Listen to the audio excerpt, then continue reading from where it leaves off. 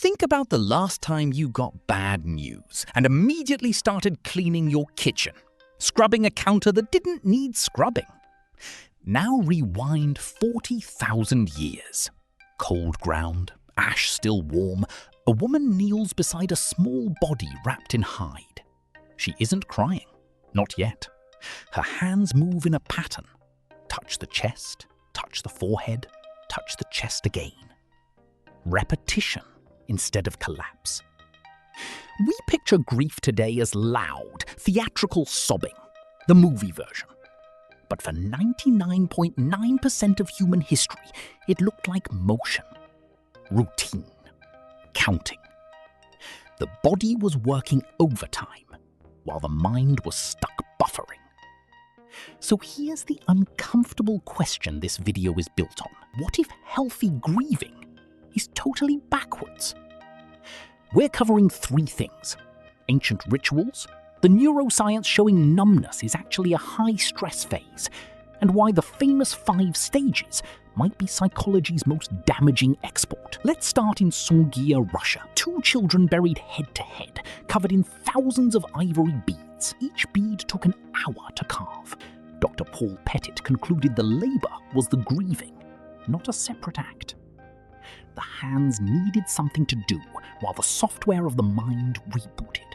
Shanidar Cave, Iraq. Neanderthals packed flower pollen into graves. Not just decoration, a repeated ritual act of arranging by hand. Every single ancient culture built repetition around death. Washing, wrapping, walking, sitting for days. None required tears as proof the grief was real. So why does modern culture treat quiet functioning like a warning sign? Why do we call it numbness and treat it like a bug? Here's the twist. It's not denial. It's your nervous system prioritizing function over feeling, like a phone killing background apps to keep the main screen running. Dr. Mary Frances O'Connor ran fMRI studies on grieving brains. Her finding? The attachment system doesn't register death as final. It keeps searching, scanning crowds, reaching for the phone to call them. That's not a malfunction. It's ancient circuitry for locating a missing parent. Here's where it gets weird. Flat affect, the absence of visible emotion, shows up during the highest stress phase, not the lowest. You don't fall apart when the wound happens.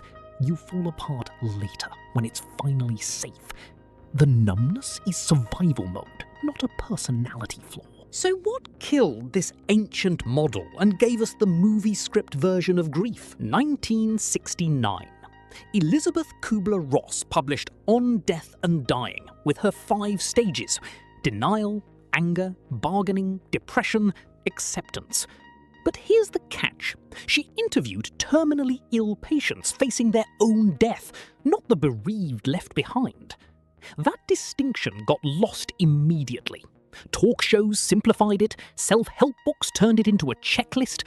By the 1990s, if your grief didn't have a visible crying phase, the culture whispered you were doing it wrong. Imagine processing a quiet, private loss while being graded on a pop quiz. Quick aside, bereave comes from Old English meaning to rob by force, not to feel sad. Loss as theft. By 2008, George Bonanno dropped a decade of data showing the most common response to loss wasn't the 5 stages. It was resilience. Quiet, low-visibility functioning, sometimes within weeks. The largest group of mourners weren't the collapsed ones, they were the quiet ones, and yet they felt broken, felt like outliers, because they were measured against a chart never designed for a chart for the dying, mislabeled as a rulebook for the living. Now pivot this to your quiet, everyday life. What about losses without funerals? A friendship fading without a goodbye? The version of you before burnout? The relationship that just stopped? No one gave you permission to grieve that out loud. So what did you do? The same thing humans have always done. Repetition, the same playlist on loop, rereading old messages, cleaning a room that sparkles. That stillness isn't avoidance, it's background processing. The oldest coping mechanism on record. Your hands kept moving, while your brain rebooted without asking permission. That circuitry is the same one that made Neanderthals arranged flowers around a body, still scanning crowds, still reaching for a phone that won't answer. Not because you're cold, because that search behavior is older than language, older than stages, older than anyone telling you how to feel.